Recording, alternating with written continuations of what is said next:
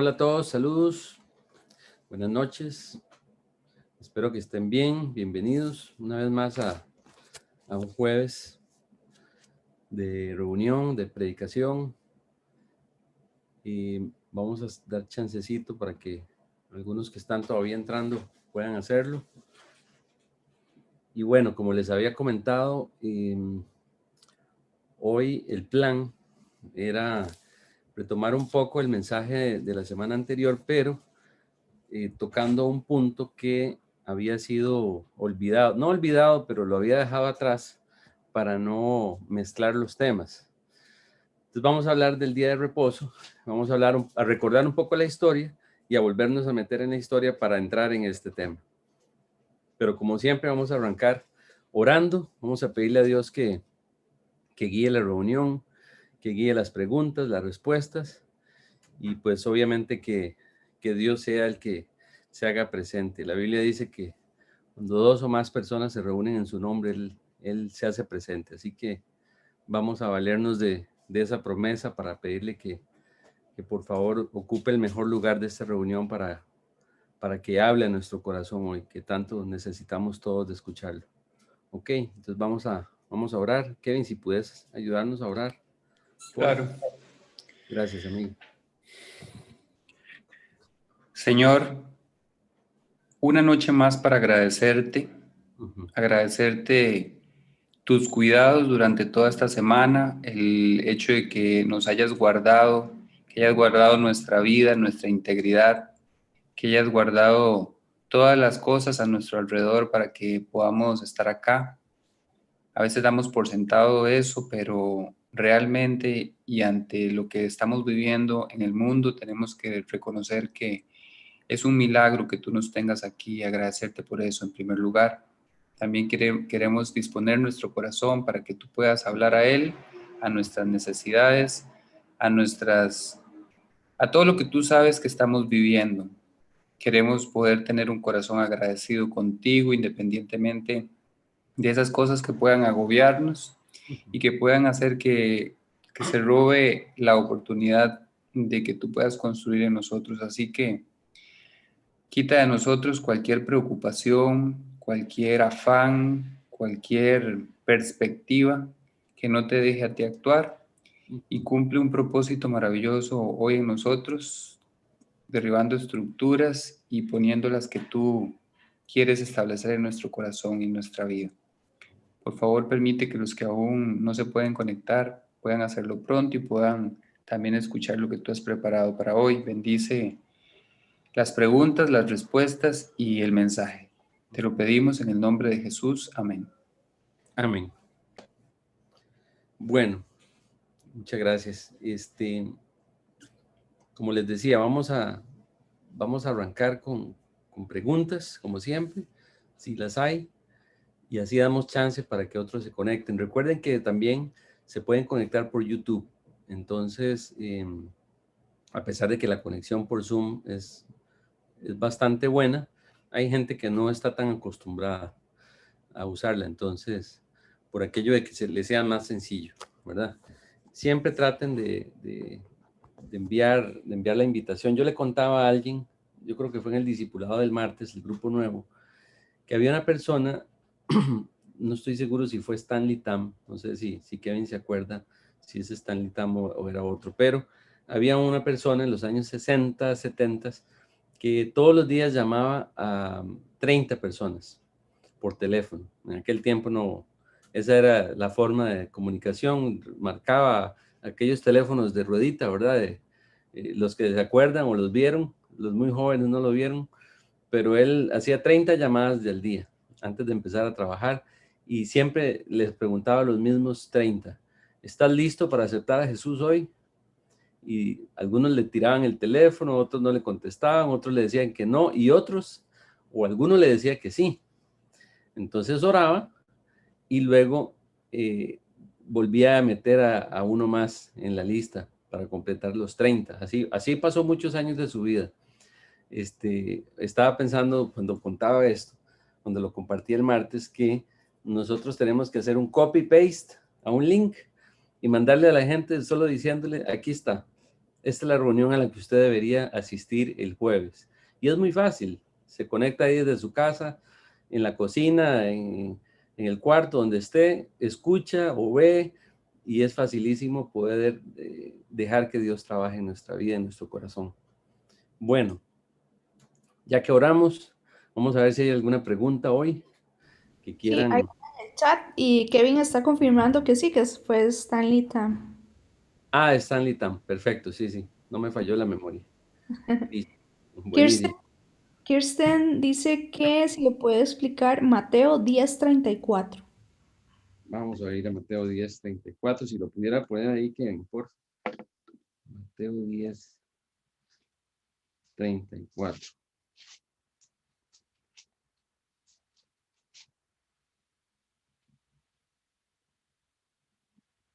Ok, bien. Dice, no penséis que he venido para traer paz a la tierra. No he venido para traer paz, dice, sino espada. Sigamos con el 35. Porque he venido, dice, para poner en disensión al hombre contra su padre, a la hija contra su madre, a la nuera contra su suegra, y a los enemigos del hombre, y los enemigos del hombre serán, dice, los de su casa. Ok, bueno, está hablando en términos familiares, ¿verdad? O de cercanía. Algunas personas creen que cuando vamos a ir a contarles que nos hicimos cristianos, que aceptamos a Jesús en el corazón, algunos creen que se van a levantar todos y nos van a aplaudir, ¿verdad?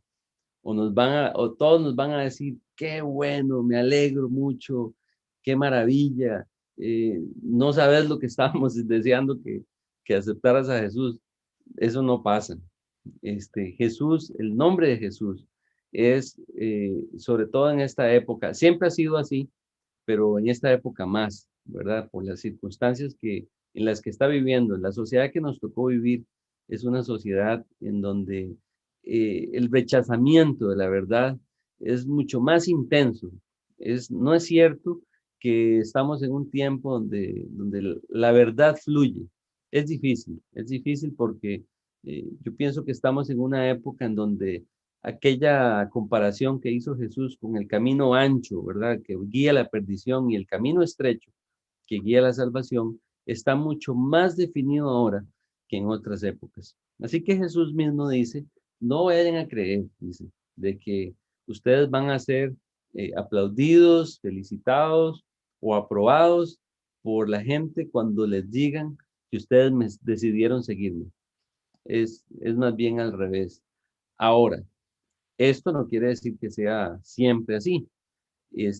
Cuando el mundo confirma, sobre todo la gente que nos ve de cerca, aquellos que están con nosotros viviendo, posiblemente incluso familiares, padre, madre, tíos, primos, y si hay honestidad en ellos, y además de eso nosotros nos determinamos a obedecerle a Dios y a vivir de manera que podamos ir reflejando a Cristo conforme vamos caminando con Él. Estoy seguro que la opinión de aquellos que están cerca va a empezar a cambiar. Eso es porque estamos mostrando un testimonio. La gente empieza a ver que lo que estamos diciendo concuerda con lo que estamos viviendo.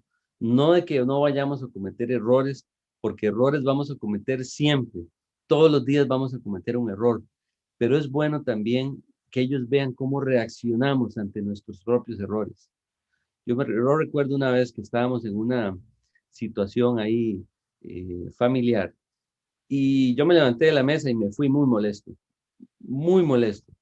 Y no más de 300 metros de distancia donde caminé molesto, me devolví. Y yo estoy seguro que fue Dios el que me devolvió porque estaba Dios tratando un área de mi vida que tengo que confesar que no ha dejado de trabajar. Este, entonces, Él me hizo devolverme y cuando llegué entré y pedí disculpas. Y les dije, perdón, no es la forma correcta de reaccionar. Quiero que me perdonen y esta situación no va a volver a suceder. Entonces, esas, esas manifestaciones de dejar que Dios actúe y trabaje en nuestra vida y la gente ve que es algo real, no es algo ficticio, fingido, no es nada religioso, simplemente es ver una persona cómo va cambiando su forma de vivir, sus estructuras, y empieza a mostrar una nueva creación, la nueva creación que es Dios en nosotros, Cristo en nosotros, viviendo dentro de nosotros, mostrándose al mundo. Esto golpea mucho más que un sermón.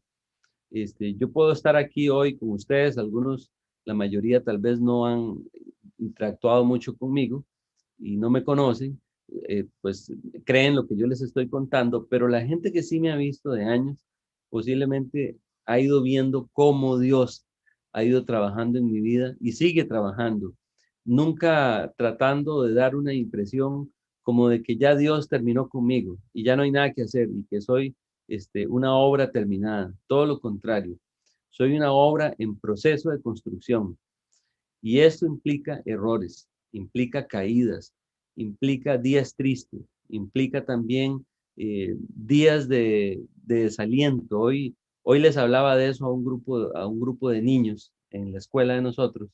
Les hablaba de que iban a desalentarse, pero que había una cura para eso. Entonces, Kirsten, para no irme por las ramas, pues sí, va a venir un tiempo, sobre todo al principio, en donde vamos a posiblemente a chocar. Si esto no se da en buena hora, pero si se da, no te extrañes de que te suceda, de que haya familia que incluso muestran un rechazo, ¿verdad? Porque les hemos dicho que Jesús entró en nuestro corazón. Eso va a suceder al principio y eso, quiero decirles algo también, eso es una muy buena señal, aunque al principio duele un poco, pero es una buena señal del gran proyecto que hay detrás de nuestra vida, de Dios para con nosotros, y que eso muestra que Dios tiene un plan, un buen plan, un gran plan. No es algo para simplemente decir, qué increíble, yo me convertí pensando de que las cosas iban a cambiar el día siguiente y eso no es así. En realidad es una vida de cambio, ¿verdad? Es un caminar con Él y ahí es donde Dios se va a ir manifestando. No sé si mi respuesta calza con tu pregunta o tu circunstancia. Si no me puedes preguntar, no hay problema.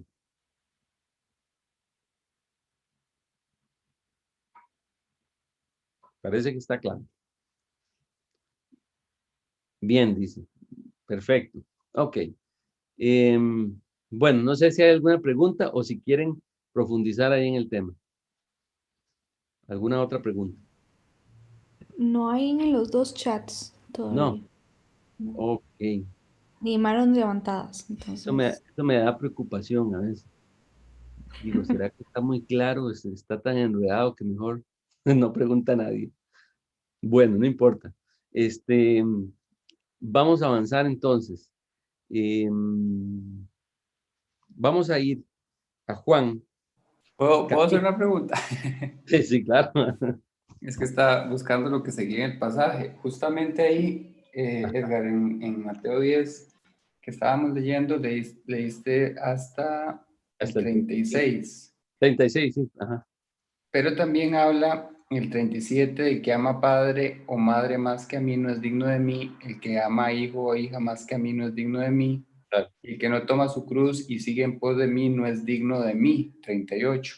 correcto. Por último dice el 39, el que haya su vida la perderá y el que pierda su vida por causa de mí la hallará.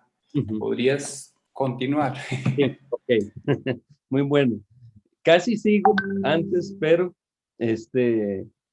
una vez recordé un consejo, dice, siempre conteste lo que le pregunten, si no se va a ir, ¿verdad? Toda la noche. Pero bueno, ya estás preguntando, así que vamos a ir ahí a ese punto importantísimo.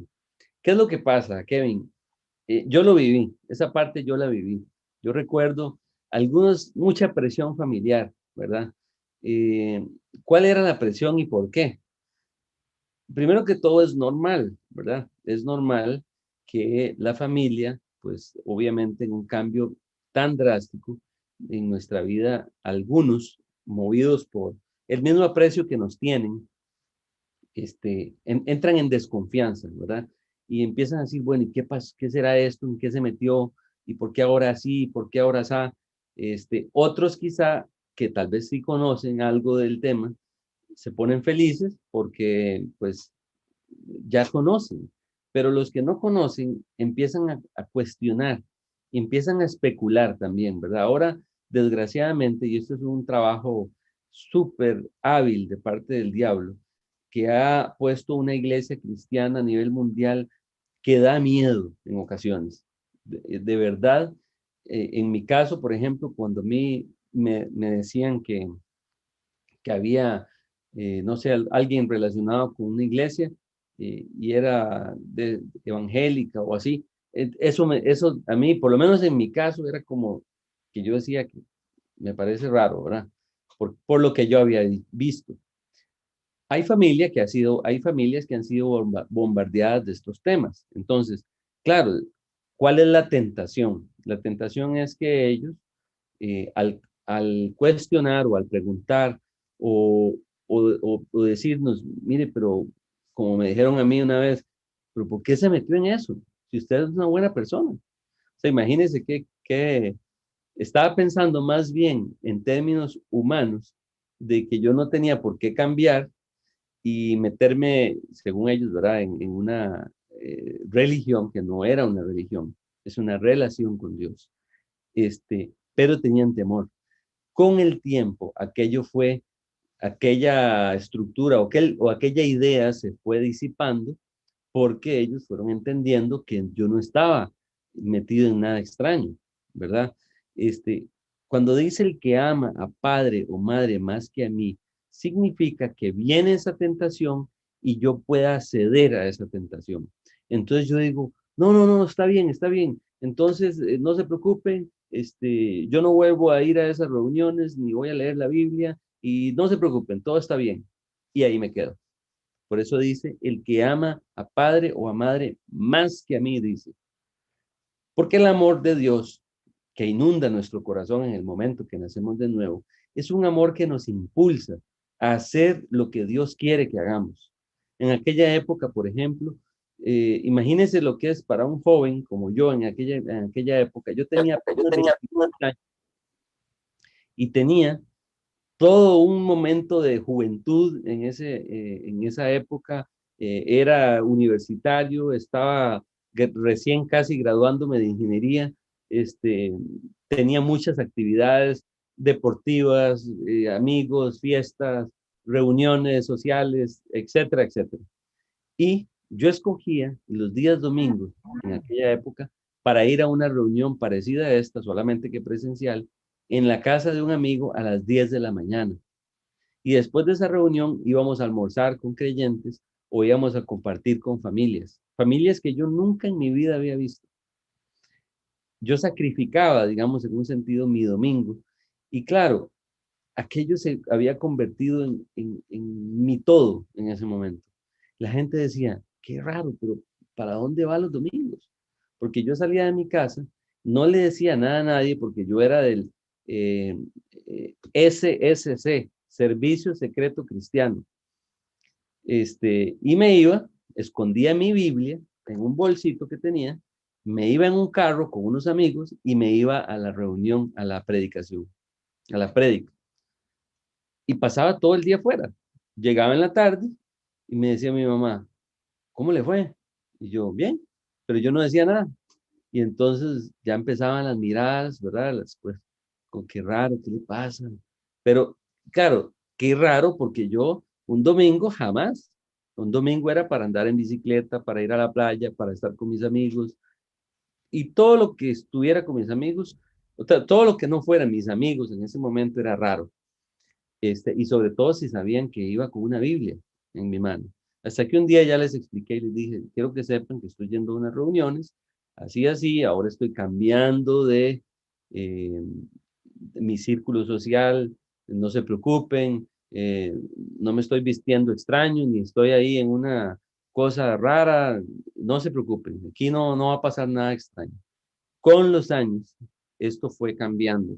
Dice acá, no es digno de mí, dice, claro, porque en el plan de Dios, Dios tiene planeado que aquel amor que Él depositó en nosotros nos haga, no solo nos hace renacer, ¿verdad? Como dice Juan capítulo 3, la conversación de Jesús y Nicodemo, sino que Ja, ja, ja, dice Kevin, el SSC. Sí, siempre me acuerdo. Es que yo me acuerdo de las películas estas de, ¿cómo se llaman? Ay, había, bueno, una cosa chistosa que había de una, a ver, era como algo chistoso de la época de Hitler y habían unos policías que se vestían con unas cosas y había un servicio secreto ahí. Los héroes de Hogan, ya me acuerdo, ya me acordé. Bueno, dice además, dice, el que ama a hijo o hija, esto quiere decir que van a haber críticas de algunos hijos al ver a sus padres hacerse cristianos. Dice, no es digno de mí. Y oiga esta, el 38, dice, el que no toma su cruz y sigue en pos de mí, esto lo voy a explicar ahorita, dice, no es digno de mí. La cruz no es aquel esposo que es un alcohólico y que le dice a la mamá, mi amor, le dice a la hija, no se vaya a divorciar porque esa es su cruz. Esa es la cruz que Dios le dio. Así que no se divorcie. Y le está yendo como un quebrado en el matrimonio, pero la mamá le dice a la hija que no se divorcie porque esa es su cruz. Y entonces la persona que lee la Biblia va y lee y dice, el que no toma su cruz y sigue en pos de mí, y dice la esposa, bueno, ni modo, aquí me voy a tener que quedar con este hombre, aunque nunca cambie. Eso no es lo que está diciendo la Biblia. Aclaro, la cruz es un instrumento de muerte. Esto quiere decir muerte en el sentido de morir yo a lo que yo quiero para darle paso a lo que Dios tiene planeado conmigo, que tiene que ver también con una vida nueva. Entonces dice Dios, el que no toma su cruz, o sea, yo tengo que portar la cruz a partir del momento que me convertí a Cristo y caminar con esa cruz para que donde Dios me diga, muere a la envidia, muere a la discusión, muere a la amargura, muere al resentimiento, muere a estas tendencias, muere a lo que quieres, entonces yo estoy dispuesto a clavarme. ¿Qué quiere decir esto de clavarse en esa cruz? Bueno, Cristo no hizo lo que quiso. Dios le planteó a Cristo un proyecto y fue, ve y muere por la humanidad. Ve y paga por los pecados de toda la humanidad, pasada, presente y futura. Cristo en ese momento hubiera podido decir, no, Dios, perdón, pero yo no quiero morir. Perdóname, pero yo estoy bien así como estoy.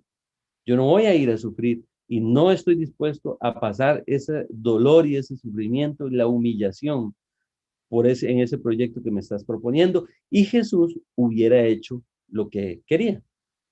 Pues no, Jesús dijo que sí.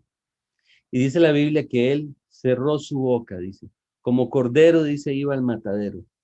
Enmudeció, dice. No dijo ni una sola palabra. Simplemente se determinó a obedecer al plan. Así que morir en una cruz implica, Dios, yo quisiera, no sé, tomarme ese vaso de licor o yo quisiera ir a aquella fiesta, pero resulta que ahora soy creyente. Entonces, como aquí dice que el que no toma su cruz y sigue en pos de mí no es digno de mí, entonces yo me acuerdo que ando una cruz, entonces digo yo, voy a tener que clavar aquí la cruz. Entonces clavo la cruz y me clavo yo para no hacer lo que yo quiero, morir a mí mismo y dejar que Dios siga su proyecto en mí. ¿Y saben qué? Cuando yo decido clavarme en una cruz, Dios me da la gracia para que aquello que yo tanto anhelaba hacer ya no sea algo que depende o que yo necesito para seguir viviendo. Hubo cosas que yo dejé que a mí, la verdad, nunca más me hicieron falta. Dentro de esas cosas que tuve que dejar porque no me convenían, habían muchas amistades que más bien me impulsaban a ir en contra de Dios y no a favor de Dios. Entonces, ¿qué hizo Dios? Dios empezó a traer nuevos amigos, empezó a darme nuevas conversaciones, empezó a darme una manera diferente de hablar y una manera distinta de pensar. Empezó a darme una manera diferente de divertirme. Ya no habían chistes de doble sentido, habían risas, había vacilón, pero no había nada que contaminara mis pensamientos o me devolviera a aquella vida equivocada. Así que la propuesta de Dios es, porta tu cruz, dice, sígueme y vas a ser digno de mí. Así que también tiene que ver con morir a todas esas críticas y a todas esas cosas, yo lo que siempre recuerdo que le decía a mi mamá en aquella época era, mamá, primero que todo quiero que sepas que te amo. Y segundo, espera, ya verás que Dios tiene un plan bueno conmigo, un plan de cambio, un plan transformador. Deja que pase el tiempo y te vas a dar cuenta que yo no estoy metido en ninguna locura. Y fue pasando el tiempo hasta que un día mi mamá, bueno, no una vez, muchas veces nos lo ha dicho, hijo, quiero que sepas que estoy orgulloso de lo que Dios ha hecho en vos. Y eso al principio no me lo dijo. Me dijo muchas cosas terribles por lo que hablé. No con una mala intención, estoy seguro, sino con el anhelo de cuidarme y protegerme y de pensar de que tal vez yo estaba tomando un camino equivocado. El 39, para terminar la explicación, dice, el que haya su vida, la perderá. Ok, ¿qué quiere decir esto? Yo puedo, yo, cuando la Biblia dice en Juan 14:6 que Jesús es la verdad y la vida, es porque Él tiene una vida distinta para mí.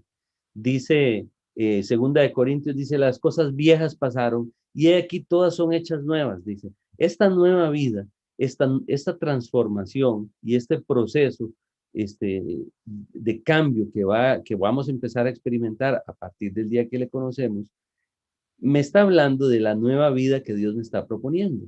Entonces, por eso dice, el que haya su vida, oigan bien, vean lo que voy a decir, el que haya su vida, no es su vida, arriba, es el que haya su vida, dice, la perderá. Y el que pierde su vida por causa de mí, la hallará. O sea, Dios dice, cuando Él dice que yo soy la puerta, dice, el que por mí entrare, dice, hallará pasto. Entonces, yo me estoy imaginando una puerta estrecha, porque así dice la Biblia, que es una puerta angosta. Entonces, yo entro por ese camino angosto y lo que hay detrás del camino angosto, que es Cristo, que Jesús es la puerta, dice, es un lugar precioso, una pradera verde llena de árboles, llena de lugares emocionantes. Yo me imagino cascadas limpias, ríos limpios, mucha agua, mucho alimento. Eso es Dios.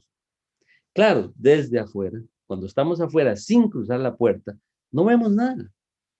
Nosotros no vemos nada. Nosotros solamente pensamos que Dios nos está tratando de meter en una camisa de fuerza y que la propuesta de Dios es más bien negativa y que es una propuesta egoísta, porque la gente lo que dice es, no, yo sé que tengo que hacer eso, yo sé que he aquí yo estoy a la puerta y llamo, dice Dios, y me está tocando la puerta, pero yo no me quiero entregar porque si me entrego, entonces Dios me va a quitar lo bonito, ¿verdad? Lo emocionante de mi vida. Ya no voy a poder salir con fulano, ni voy a poder hacer esto, y claro, todo lo malo me pasa por la cabeza y lo veo como bueno. Y entonces estoy pensando que Dios me quiere negar algo y es todo lo contrario. Dios me quiere dar lo legítimo para quitarme lo que no conviene. Cuando digo legítimo, me refiero a que es legítimo según Dios. Dios me quiere dar amistades que realmente me cuiden y me amen. Dios me quiere dar un proyecto. Estoy yo definiendo, casi que estoy definiendo el futuro de mis hijos y el futuro de los hijos de mis hijos. Dice la Biblia que Él va a visitar, dice, la maldad de los padres sobre los hijos, pero además de eso también visita la bondad. Entonces, vuelvo al punto anterior. Cuando dice el que haya su vida, es el que prefiere lo que quiere, cuando quiere y como quiere. Dice, el que haya su vida, la perderá. O sea, ¿qué va a perder? Va a perder la oportunidad de encontrarse con aquella pradera, con aquella propuesta de Dios emocionante, perfecta, limpia, santa, agradable a sus ojos. Pero dice aquí, y el que pierde su vida, o sea, el que muere a sí mismo, el que se clava en esa cruz, dice el que pierde su vida por causa de mí, dice Dios. ¿Por qué? Porque yo lo estoy poniendo a él primero. Porque yo le estoy diciendo a Dios, ok, Dios, aquí es a tu manera. No muero y renuncio a mi manera de pensar y a mi forma de pensar. Ahora necesito que pongas tu palabra en mi corazón y que me dejes saber qué tengo que hacer. Yo he llegado al punto, y se los digo de verdad, con corazón abierto, en este último año y medio, de decirle a Dios, Guíame. Yo no quiero tomar decisiones yo. Necesito que seas claro, por favor, guíame. Necesito, como dice la Biblia, que me pongas como si fuera un cabestro, ¿verdad? Pero necesito que me orientes, porque yo soy miope, soy ciego, soy torpe. Necesito que me orientes. Voy a la Biblia y Dios empieza a aclarar. Predico y Dios empieza a aclarar. Discipulo y en el discipulado, aunque yo me estoy dando por los demás, pero a mí Dios me está hablando y me está aclarando el panorama, me está aclarando la visión. Entonces pasan por mi corazón, por mi mente cosas que en algún momento no pasaban, porque estaba nublado, no estaba dispuesto a hacer la voluntad de Dios. Pero cuando nosotros determinamos nuestro corazón a hacer la voluntad de Dios, muriendo a nosotros mismos, créanme, empieza a fluir lo que Dios quiere. Empieza a fluir la guía de Dios y la sabiduría que viene de lo alto. Pero necesitamos estar dispuestos a obedecerlo. Y ya no más a darle órdenes a Dios. No es como yo quiero, es como Dios diga. Y ese es el mejor camino.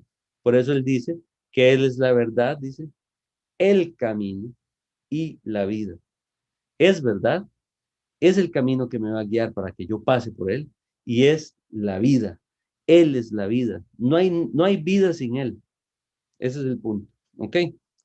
No sé si clara que... Perfecto, perfecto. Muchas gracias. Listo. Bueno, no sé si hay alguna otra pregunta. Si es del tema, no importa, o si no, entramos en el tema que traíamos. No, Edgar, no hay ninguna otra. Ok, bueno, entonces, vamos a Juan capítulo 5. Juan capítulo 5, y quiero arrancar en el 5:5. Los que no vinieron la semana anterior, no sé cuántos no vinieron, pero los que no vinieron la semana anterior, contamos o hablamos de la historia del paralítico de Betesda.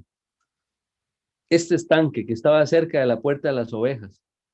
Explicamos por qué se llamaba así y explicamos también que este hombre, donde estaba este hombre en este estanque, dice que había una multitud de gente necesitada, cojos, ciegos, paralíticos. Y dice la Biblia que en este estanque se movía el agua y dice la Biblia que el que movía el agua era un ángel.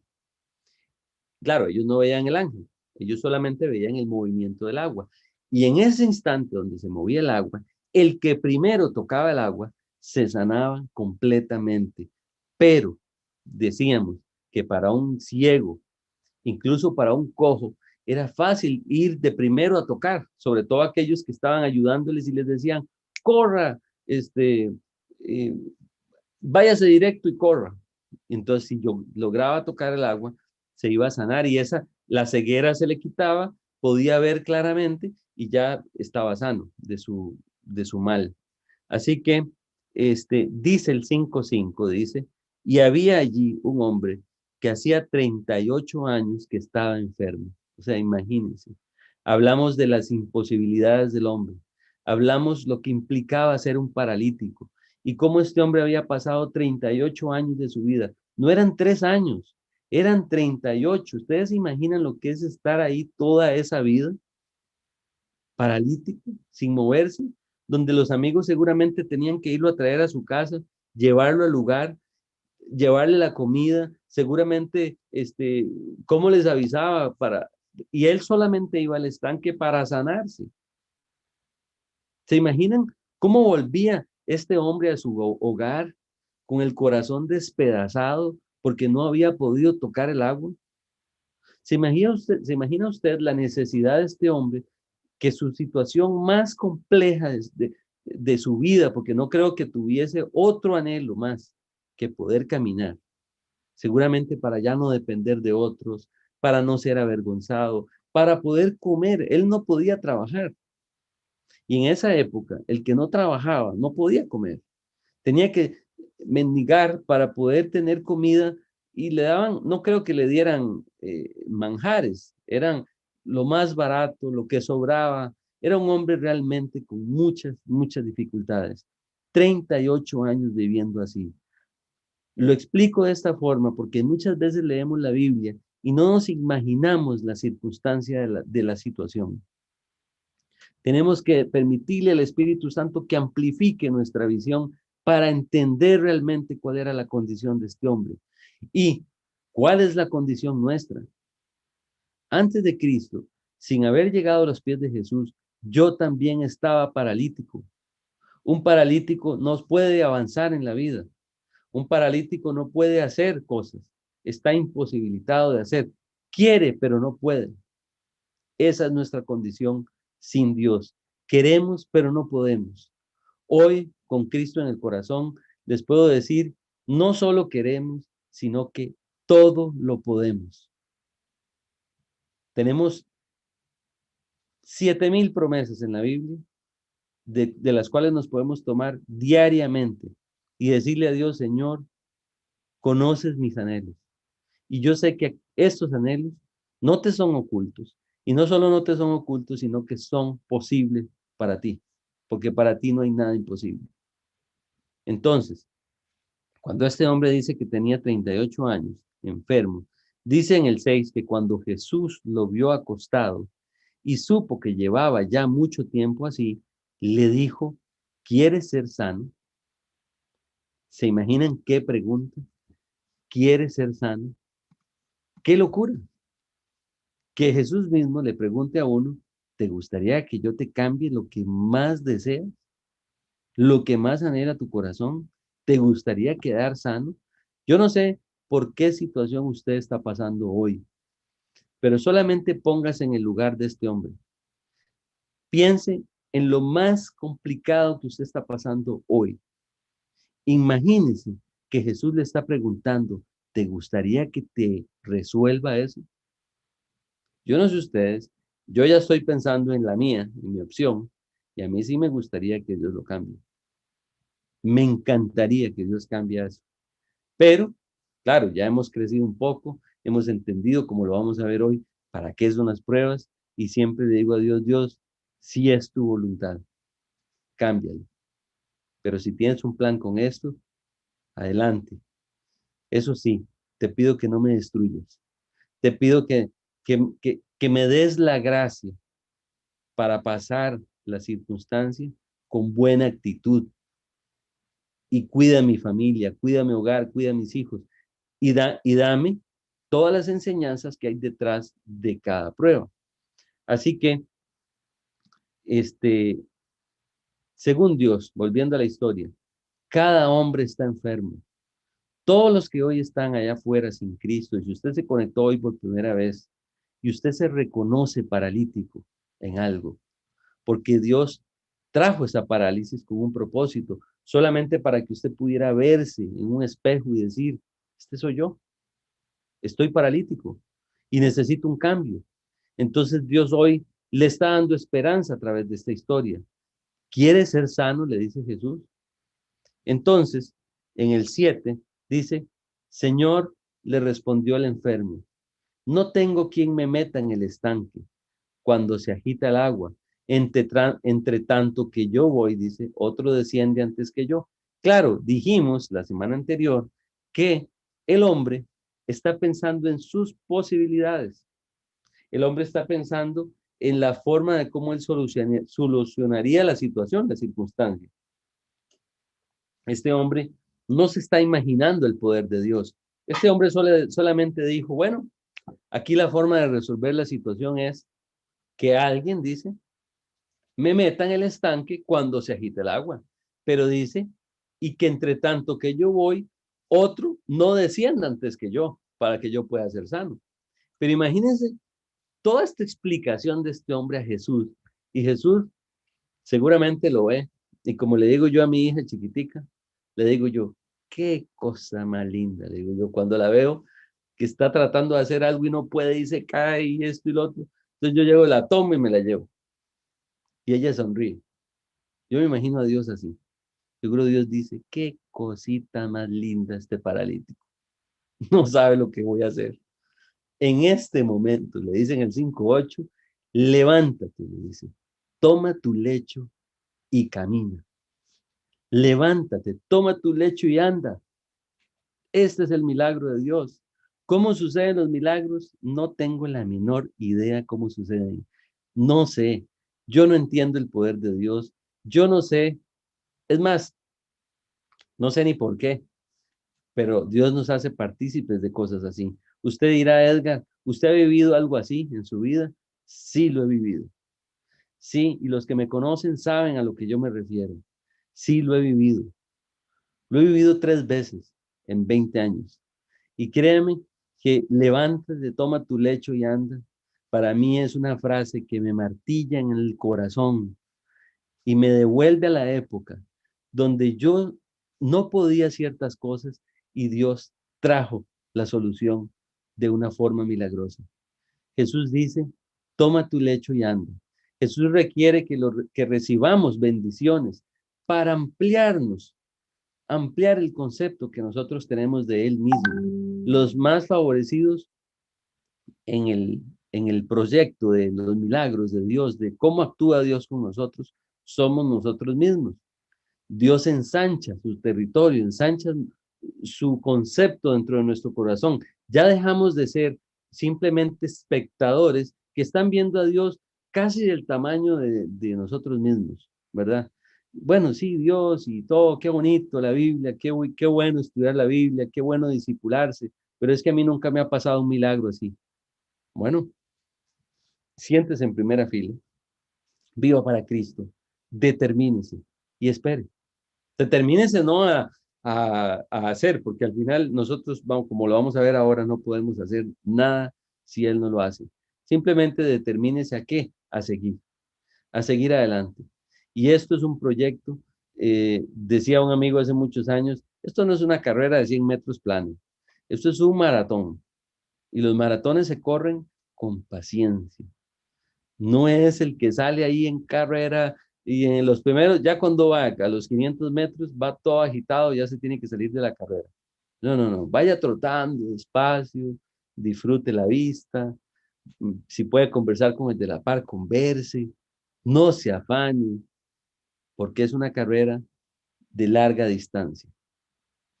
Eso sí, no pare de trotar, no pare de respirar y de correr y espere en Dios en cada paso que usted va a dar en la carrera. Cristo es el gran sanador por excelencia. Puede sanarnos de cualquier enfermedad. Estamos hablando de parálisis física, pero podríamos hablar de una parálisis del corazón, un corazón terco, un corazón de piedra. Dice la Biblia que Él nos cambia, dice inmediatamente que entra el corazón, hace un intercambio, saca el corazón de piedra y nos da un corazón de carne, pero ese corazón de carne empieza a ser moldeado poco a poco, paso a la vez. Empieza Dios a trabajar en la obediencia nuestra, porque de natural no somos obedientes, somos desobedientes. Hay muchas cosas que paralizan nuestra alma. La esperanza nos da esperanza, nos empieza a hacer entender qué implica tener esperanza en Él, qué implica confiar en Él y tener fe, la verdadera fe. Así que el hecho de que Él nos pueda ir sanando, nosotros a la vez vamos creyendo en sus palabras y empezamos a anhelar caminar con Él, que esto es otra decisión. La segunda decisión más importante después de permitirle a Él entrar al corazón es, Señor, yo quiero caminar contigo, de aquí hasta que me muera. Yo le decía a un amigo con el que entramos juntos en este proyecto de la vida cristiana, hace muchos años, le dije una vez, porque estábamos debatiéndonos de que si estás de acuerdo con esto, que si no estás de acuerdo con lo otro, y yo me lo volví a ver hacia los ojos y le dije, con la Biblia en la mano, le dije, yo quiero que sepa que yo me voy a morir con estas botas puestas. Y estas botas era la Biblia. Y dije, yo no sé usted qué va a hacer, pero yo me muero con estas botas puestas. Aquí es hasta el final.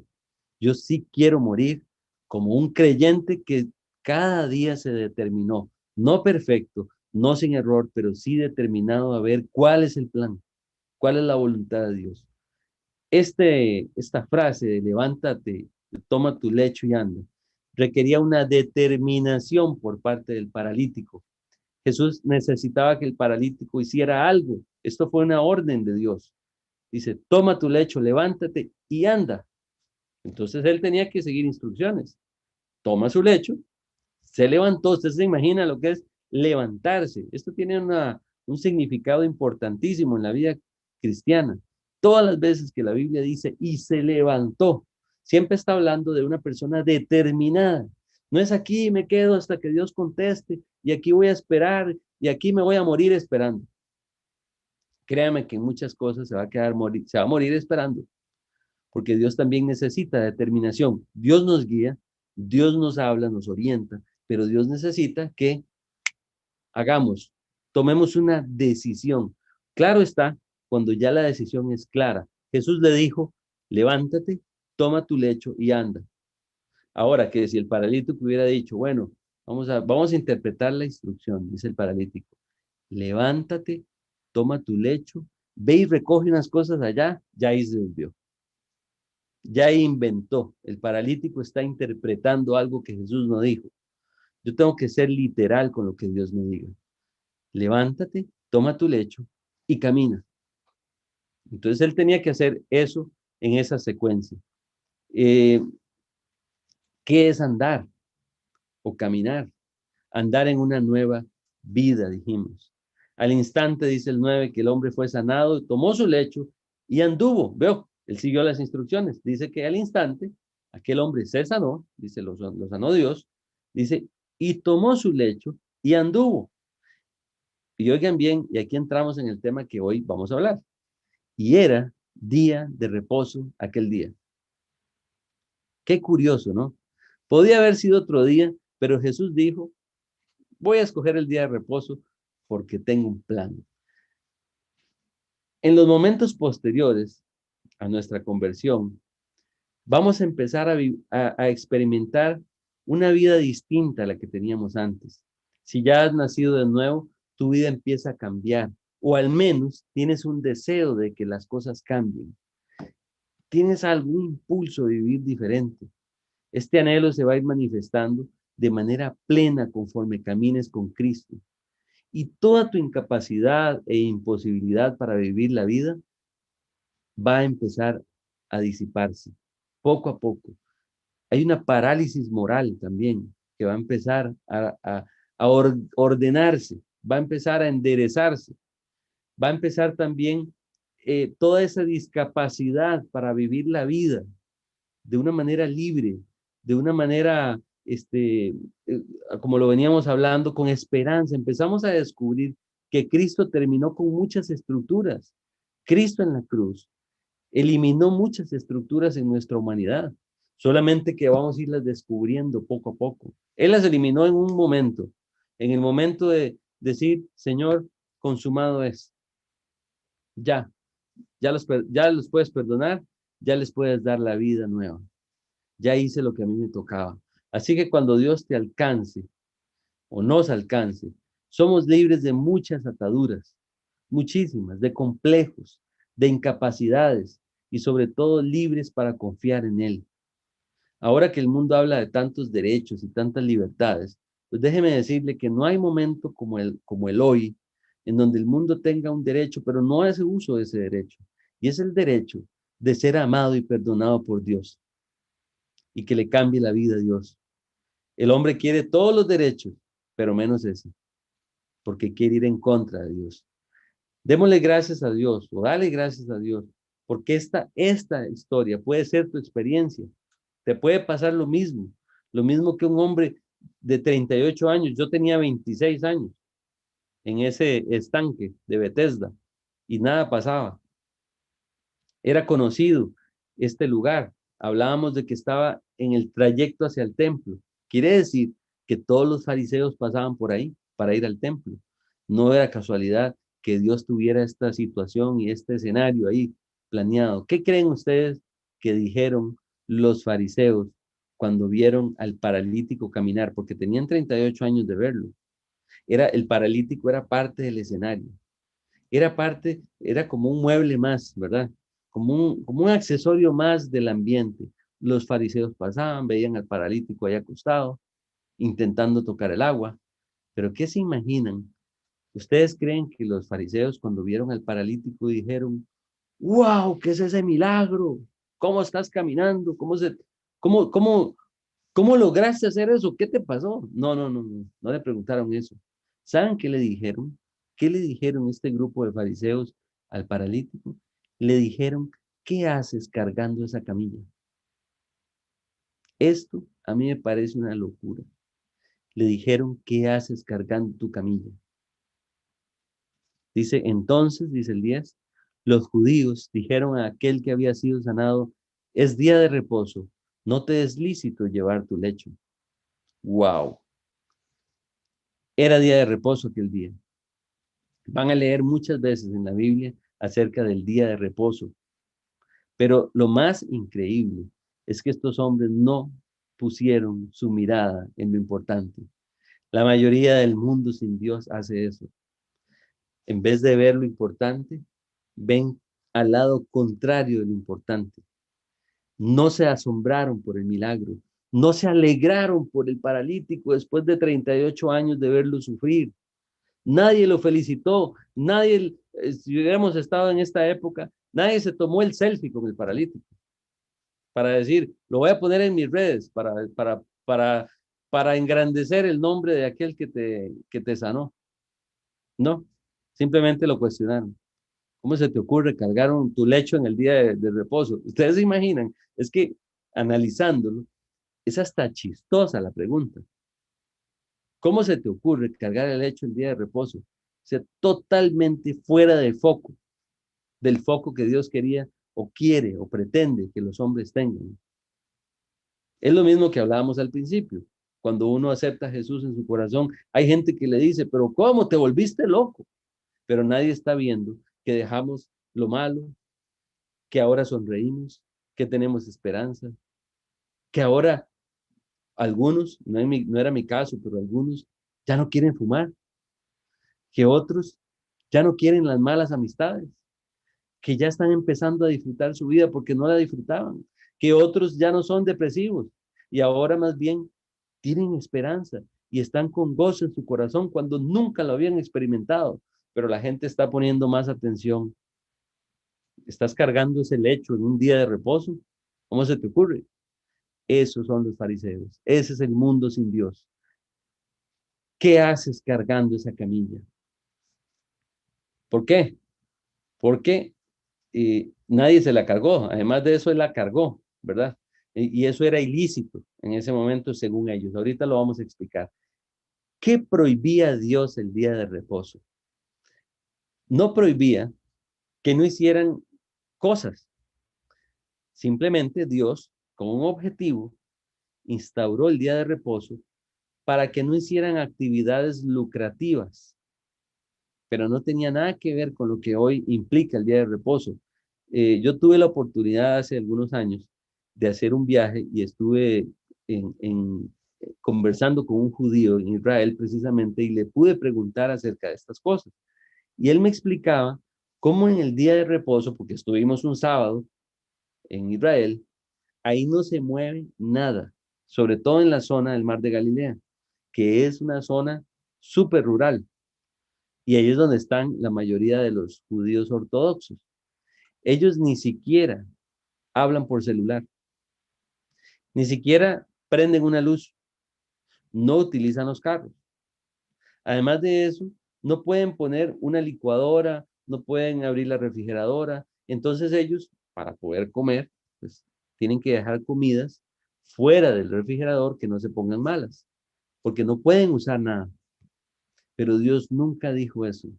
Dios lo único que dijo fue, descansen, no hagan actividades de lucro. ¿Para qué hizo Dios esto y por qué lo inventó? La idea era de que todos nosotros pudiéramos creer. Cuando digo todos es porque después esa costumbre o esa tradición del día de reposo fue transferida al mundo gentil. Pero en el momento, la idea de Dios con Israel era de que ellos le creyeran a Dios y pudieran descansar. ¿Por qué? Dios diseñó la vida para que tuviéramos un descanso, pero en el descanso nos lleva a confiar en Dios. Recordemos que dijimos que en esa época toda la actividad laboral era que la gente trabajaba en cosas muy sencillas, eran labores manuales, en donde no había industria, no había máquinas, no había nada de esto, y entonces cada cosa que se hacía le pagaban el día y él con ese dinero iba y compraba y podía vivir de ese dinero en ese día. Si ellos no trabajaban un día, ese día no había dinero. Entonces, en un sentido, Dios al decirles que tenían que descansar un día a la semana, los obligaba a que confiaran en Él. ¿Qué me enseña esto a mí? Habrán tiempos en mi vida en donde yo voy a tener que confiar en Él. Señor, pero es que no tengo trabajo. Es que ahora con esto del coronavirus, mi empresa cerró. Y dice Dios, esta es una invitación a confiar. En este momento en Israel era descansa y confía. Dios creó esta estructura para que el hombre, muchas veces nosotros nos convertimos en máquinas luchadoras en nuestra propia fuerza de paso para poder subsistir. Nos convertimos en máquinas de hacer dinero. Nos han metido en la cabeza que tenemos que ahorrar todo lo que podamos. No está mal ahorrar, hay que hacerlo, pero eso no puede ser mi seguro. Eso no puede ser mi confianza. No puede ser en donde yo me recueste para poder confiar. Yo me tengo que recostar en Dios para confiar, porque Dios el día que quiera me quita mis ahorros. Si me quiere llevar a creerle y a confiar en Él, estoy seguro que va a traer un par de circunstancias en donde todo lo que tengo se me va a acabar. Y dice Dios, ahora sí, ¿dónde están tus muletas? Porque eso se convierte en una muleta para caminar.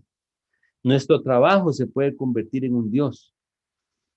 ¿Por qué? Porque estamos descuidando otras cosas por trabajar, porque estoy obsesionado. Tengo que acumular, tengo que tener. ¿Quién dijo eso? Si nuestra mirada tiene que estar puesta en el Creador. No estamos diseñados para luchar en nuestras propias fuerzas. Dios nos diseñó para confiar en Él y confiar en sus fuerzas, no en las nuestras. La estructura natural del hombre sin Dios, que muchas veces la traemos a nuestra vida cristiana, es luchar en nuestras propias fuerzas. No podemos hacer tampoco del dinero un Dios. Recuerden bien esto, todo aquello que se convierta en un Dios, Dios nos lo va a quitar para que confiemos en Él, porque Dios no admite competencia. Dios no quiere que nada compita con Él. Él quiere ser el primero, el alfa y el omega en nuestra vida. ¿Y qué es el día de reposo entonces?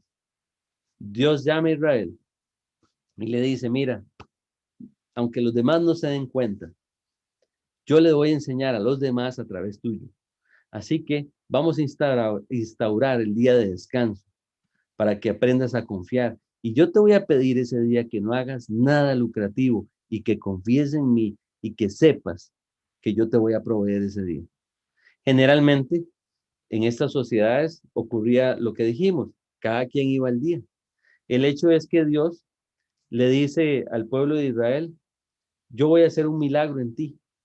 Con lo que ganes los demás días, los 6 días, vas a subsistir el día número 7. Así que Dios le iba dando un poquito más en los 6 días para que le alcanzara para el séptimo.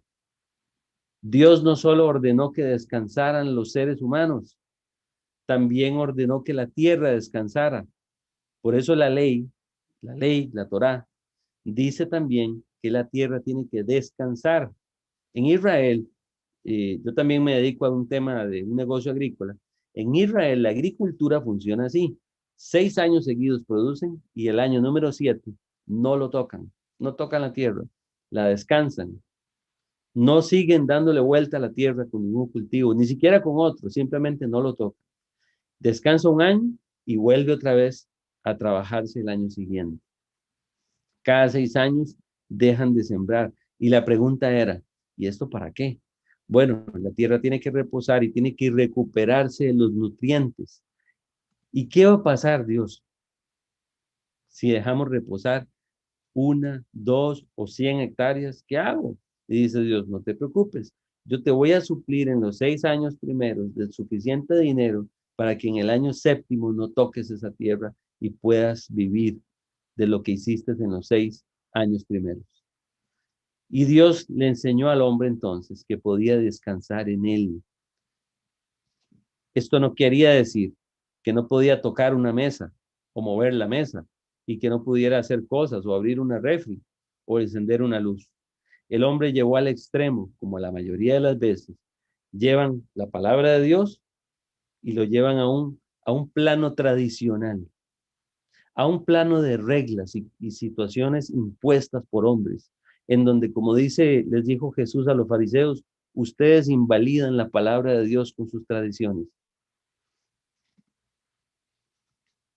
No quería decir Dios que no podía caminar de cierta cantidad de metros.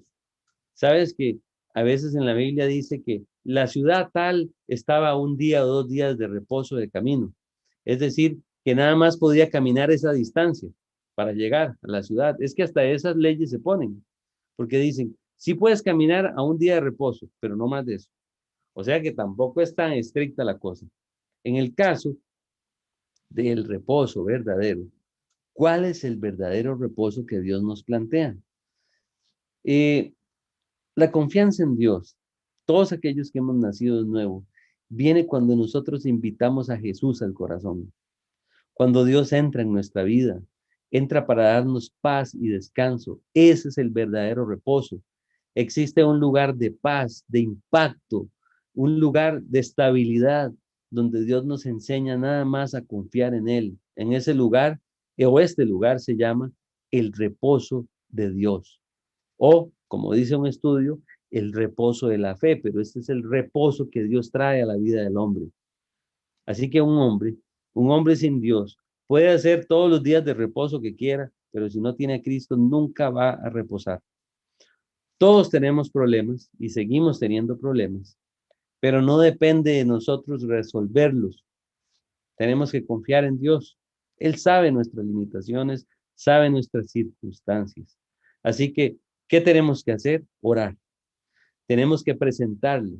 Dice, en toda oración y ruego, dice, con acción de gracias, dice Filipenses, y la paz de Dios que sobrepasa todo entendimiento, dice que va a guardar o a proteger nuestros pensamientos para que no nos volvamos locos en Cristo Jesús. Si usted está pasando por una situación muy dura, usted lo que tiene que hacer es orar. Cierre sus ojos y dígale, Señor, no sé qué hacer.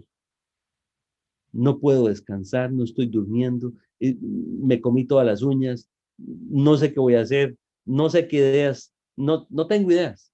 Así que Dios, si solamente tengo que orar, te ruego, por favor, que no me hagas algo mayor para que yo no me aleje de ti. Y haz algo para que yo simplemente pueda seguir caminando. Y Dios aparece de manera milagrosa haciendo algo. ¿Le puedo pedir a Dios que resuelva algunos problemas?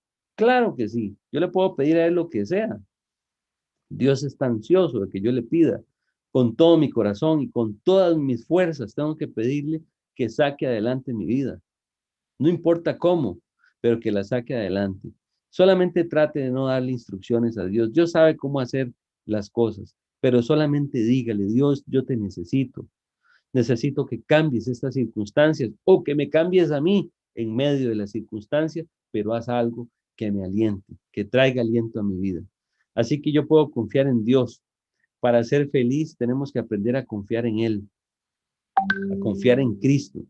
Él es nuestra fuente de provisión, aunque yo vea mi esfuerzo. Claro, yo tengo que esforzarme, pero Él es el que me da todo para que yo pueda esforzarme. También nada, quiero decirte que nada depende de nosotros. Aunque a veces creamos esto, que depende de nosotros algo, nada depende de nosotros. Simplemente es esperar en Él. El reposo al que Dios nos invita es Cristo. Consiste en confiar, apropiar sus promesas, no alejándonos de la Biblia, más bien cada vez más en la Biblia, confiando y permitiéndole al Espíritu Santo hacer la realidad en nuestra vida. Para que tomen nota, en el Antiguo Testamento, no me voy a meter en el detalle, en el capítulo 17 de Éxodo, encontramos una experiencia maravillosa que Dios llevó a cabo en la vida de Israel. Siempre que lean la Biblia, léanla en función de que nosotros, los que hemos creído, nos vemos reflejados en lo que Dios hizo en Israel en el Antiguo Testamento. Así que aquí en este momento Cuando les faltó agua en el desierto, qué curioso que estaban en un desierto, igual que nosotros cuando estamos en medio de un problema, estamos en un desierto temporal. Nada sale, eh, se empieza a acabar el agua, los recursos, empiezan a escasear las cosas, empieza el calor, ¿verdad? Más intenso, empieza a volverse cada vez más incómodo. En la noche es mucho frío y en el día es mucho calor. Es un desierto, es un lugar de extremos. Así que nada es fácil, ni el día ni la noche. Pero Israel empezó a faltarle, pero ¿qué hicieron? Empezaron a quejarse contra Dios. Era una situación difícil para el líder de ese momento, que era Moisés. Pues obviamente no era fácil para Moisés reposar con 600,000 personas dependiendo de solo un hombre. 600,000 cuando empezó la travesía del Éxodo y llegaron a ser 4 millones de personas 40 años después. Todas estas personas estaban buscando a quién culpar. Eso es una característica del hombre. No se culpa a sí mismo, no se ve sus propios errores, sino que empieza a culpar a los que tiene a la par. Por eso es que hoy día en este tema de la pandemia es cuando más separaciones y divorcios se están viendo. ¿Por qué? Porque las parejas tienden a culparse. Yo te dije que no gastaras en aquel carro que te compraste en el 2019 antes de la pandemia. Bueno, ¿y quién iba a saber que iba a haber pandemia? Solamente Dios sabía. Yo te dije que no fueras a aquel viaje a Disney y nos gastamos todos los ahorros. Y yo te dije y te lo dije. Entonces, podemos empezar a buscar culpables. O el hombre diciéndole, claro, ahora todo el closet lleno de ropa. ¿Y para qué si ni salimos? Entonces, empieza el hombre a culparse unos a otros. Esto pasó en Israel, pasó en el desierto. Empezaron a buscar un culpable y el culpable era Moisés. Le dijeron, ¿cómo nos fuiste a traer a este desierto? Terrible, mucho calor y mucho frío. Y además de eso, extrañamos los ajos y las verduras y todo lo rico que nos comíamos allá en Egipto. Y aquí no hay nada que comer. Y entonces empezó a, a verse el verdadero corazón de los israelitas en ese momento. Fue en esta situación cuando todo estaba oscuro y cuando Moisés ya se encontraba sin esposa, sin dinero, en el desierto, sin agua, cuando Moisés empezó a confiar. Moisés no fue un hombre que tuviera un poder sobrenatural, sino que aprendió a reposar en Dios. Dios nos invita entonces a confiar en las pruebas. Cuando en un tiempo de prueba y de crisis nos quejamos, solamente estamos demostrando nuestra incredulidad y falta de confianza en Dios. Y nos olvidamos por completo del poder que Dios ya manifestó en nuestra vida en ocasiones anteriores, incluyendo la salvación. Ellos, después de haber visto en Egipto todas las manifestaciones de poder, imagínense, venían saliendo de Egipto, vieron el mar abrirse. La pregunta es, ¿por qué desconfiar ahora? Si ya vimos un mar abierto, ahora tenemos que confiar en el que abrió aquel mar, pero no es así desgraciadamente. Se nos olvidan muy rápido los proyectos de Dios en nuestra vida. Y siempre estamos recordando más bien aquel lugar donde estuvimos que supuestamente era mejor, pero un lugar muy triste. Y no era mejor tampoco, porque íbamos rumbo a la perdición. Así que Dios puso en el hombre esperanza, puso en nuestro corazón esperanza para que echemos mano de la fe, para salir adelante en cada momento, aún en aquellos más complicados. La fe siempre va a ser la salida. La confianza en Dios, la oración, siempre esa es la estrategia. Cuando Dios trae una prueba a nuestra vida, Dios está tratando de empujarnos al reposo. Claro, nosotros en ocasiones no entendemos y fracasamos, como le pasó a Israel.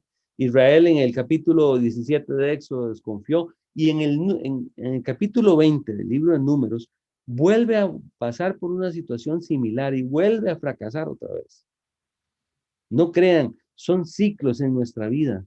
No crean que el fracaso solo sucede una vez, puede repetirse.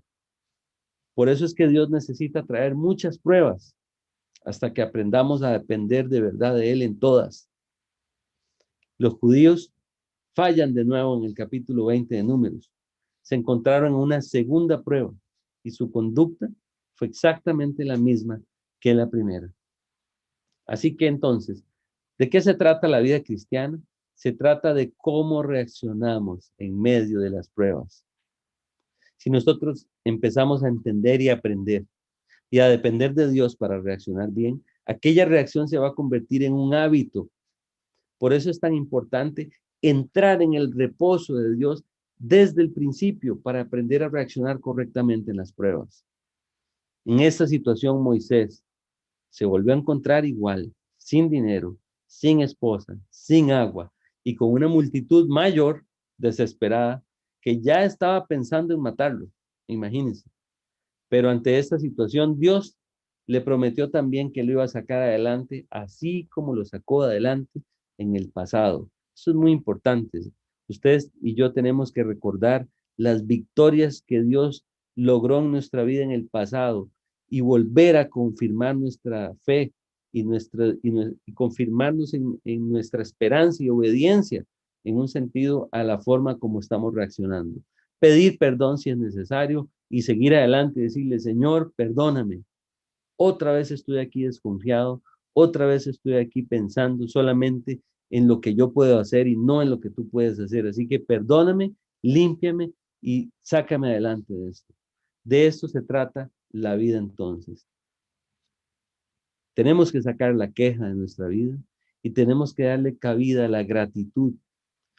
Tienes que aprender, tenemos que aprender a darle gracias a Dios en medio de la prueba, en lo más profundo, en el área de mayor fango, donde no hay esperanza y donde no hay luz y hay total oscuridad, darle gracias a Dios, aunque sea con lágrimas, pero sí darle gracias.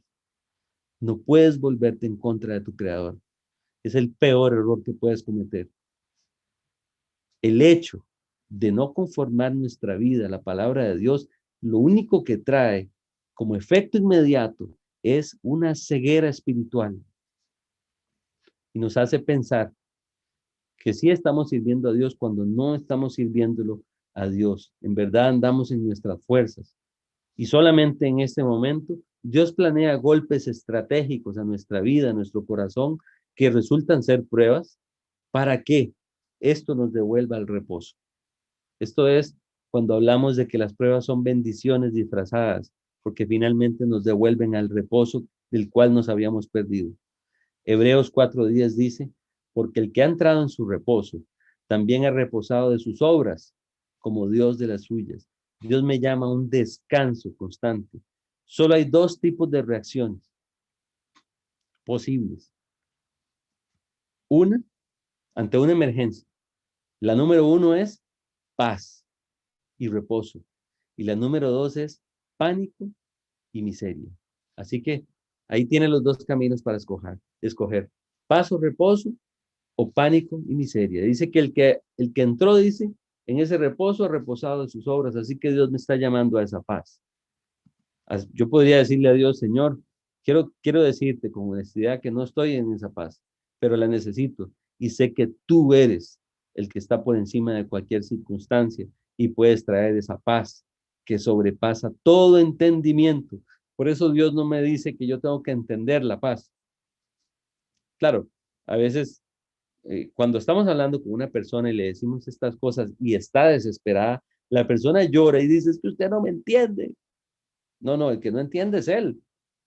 Es que la Biblia es clara, dice, una paz que sobrepasa todo entendimiento. No hay que entender la paz, solamente hay que apropiarla y hay que decirle a Dios, Señor, yo no sé cómo le vas a hacer, pero yo me voy a dormir y voy a roncar.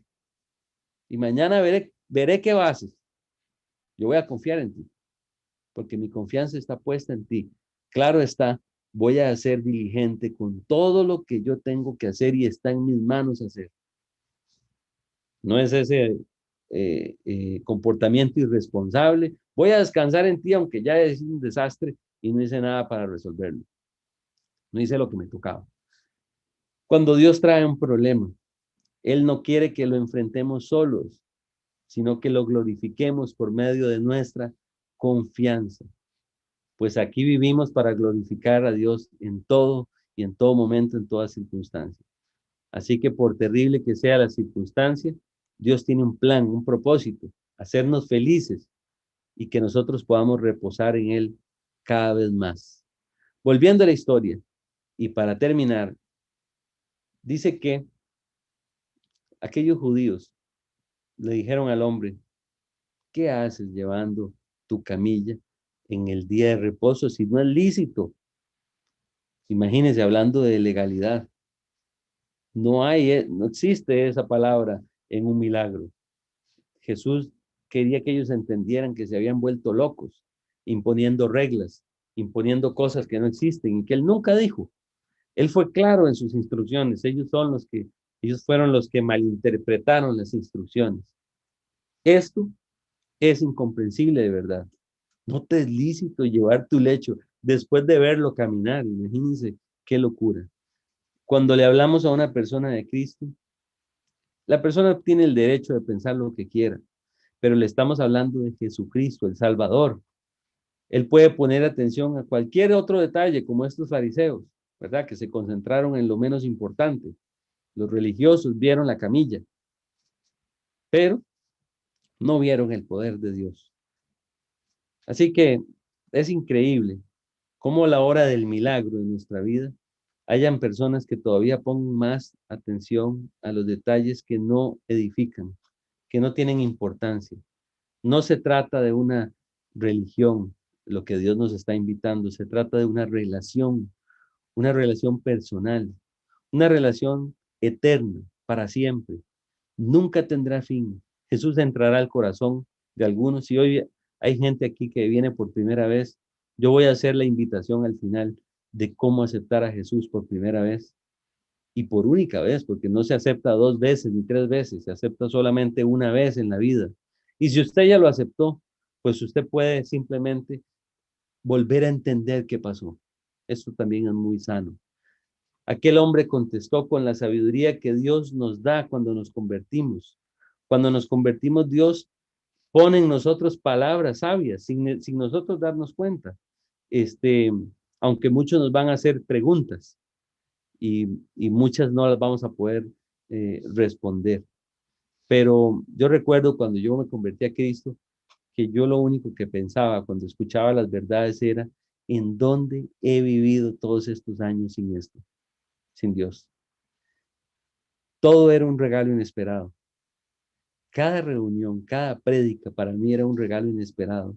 Era como si estuviera solamente recogiendo en un saco todas las bendiciones, toda la maravilla de entender lo que Dios pensaba, lo que Dios quería.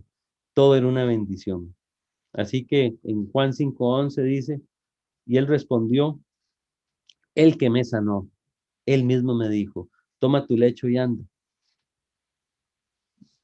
Y el 12 dice, entonces le preguntaron, ¿quién es el que te dijo, toma tu lecho y anda? Porque ellos estaban enfocados en lo que no era importante. Dice el 13, y el que había sido sanado no sabía quién fuese, porque Jesús se había apartado de la gente que estaba en aquel lugar. Así que debo confesarles que cuando nosotros invitamos a Cristo al corazón, ¿hay cómo no saber quién fue la persona que nos cambió? Pues la mayoría de nosotros lo sabemos, pero no lo conocemos realmente. Eso es lo que quiere decir el pasaje. Invitas al corazón a Cristo, pero realmente no tienes idea del tamaño, del poder, de la bondad y de la misericordia de este Jesús. No lo conoces totalmente. Así que la invitación, ahora que ya lo conoces, es a que lo empieces a conocer. ¿No te disipulas? Disipúlate. Busca a alguien que te enseñe cómo caminar con Cristo, que te cuente cómo ha ido caminando con Cristo, cómo ha sido esta experiencia de conocerlo, porque no hay nada más maravilloso que conocer a aquel que nos dijo, toma tu lecho y camina. No hay nada más maravilloso. El gran proyecto de nuestra vida es saber quién es este hombre. Si ya volviste a nacer, vive para Cristo. No te lo tomes superficialmente. Tómate en serio tu relación con Dios. Pídele a Dios que te transforme completamente, que te guarde y que te dé una victoria plena todos los días. Y el día que no tengas victoria, que más bien te sientes caído y sientes que estás en una condición distinta, pídele a Dios también y dile: Dios, hoy no fue un buen día, pero yo quiero dormir en paz y quiero que mañana sea un día mejor.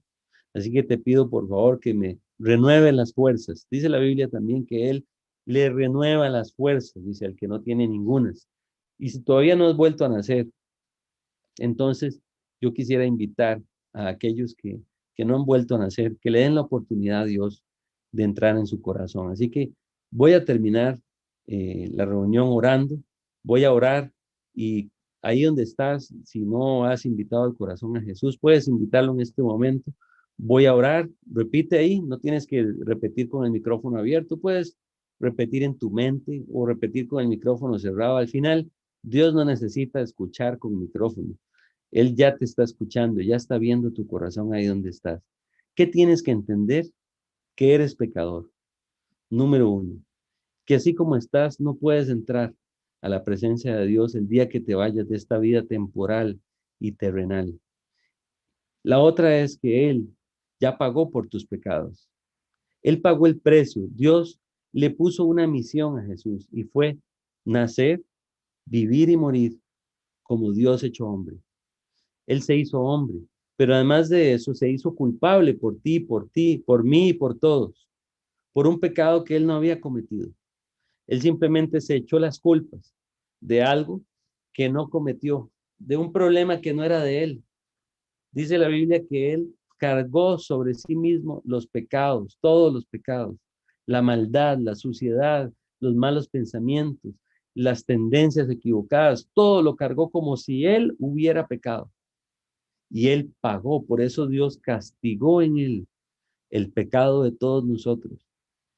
Y Él, no siendo pecador, se hizo pecador por nosotros. Así que entonces ahora, una vez que ya reconoces estas dos cosas, simplemente le puedes decir a Dios: Señor, yo no sé por qué lo hiciste, tú dices que lo hiciste por amor a mí. Así que yo te acepto ese regalo, porque es un regalo. Él obtuvo ese regalo para hoy dártelo. Así que te acepto ese regalo de la salvación y te pido que entres en mi corazón y me salves y me sanes y me hagas una nueva persona. Entonces vamos a terminar orando y dándole gracias a Dios por todo lo que habló al corazón de los que ya lo conocemos. ¿Ok? Vamos entonces a orar. Ahí donde estás, agacha tus ojos y puedes orar conmigo de esta forma.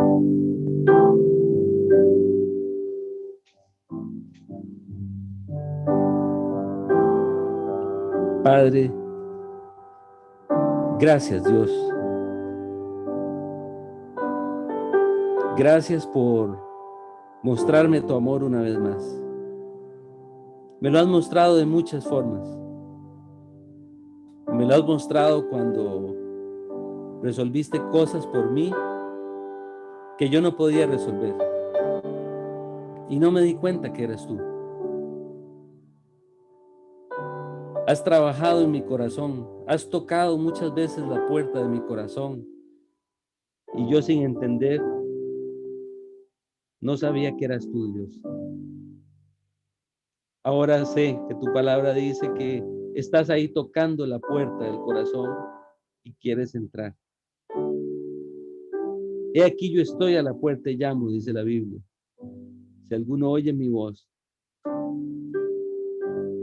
y abre la puerta, entraré a él y cenaré con él y él conmigo. Dios, yo te quiero pedir que entres y me salves y me des la vida eterna para seguir adelante.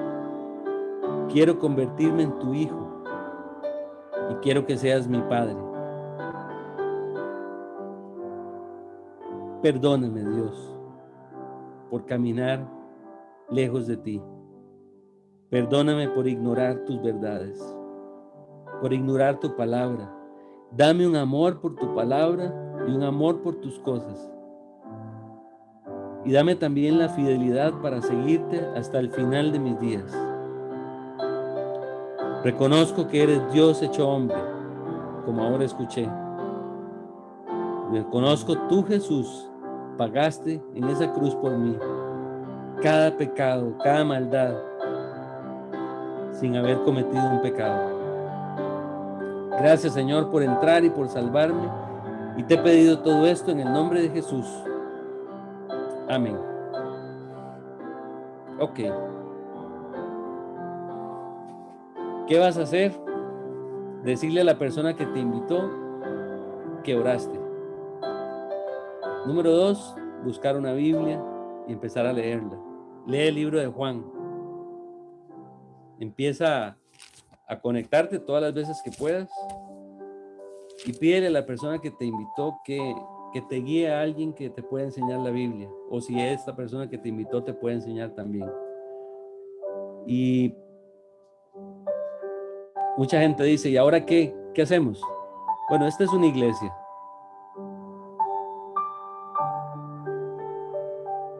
Es un grupo de personas necesitadas que todos los días nos reunimos aquí, o todas las semanas nos reunimos solamente a tomar agua limpia para seguir adelante en un mundo que realmente es hostil, es complicado, pero Dios es fiel. Dios nos da su amor, nos da esperanza y puedes seguir conectándote, puedes seguir viniendo. Dios te hizo nacer en este lugar, así que esta es tu iglesia. Y es la invitación a crecer también. Estamos orando para que Dios nos dé la capacidad para crecer sanamente. Así que para todos los demás, inviten a todos los que puedan. Estamos en un tiempo de dificultad, pero Dios es fiel, así que pueden echar mano de este medio para seguir adelante. Que Dios los bendiga. Un gusto para mí otra vez estar con ustedes y nos vemos en una semana, si Dios quiere. Buenas noches.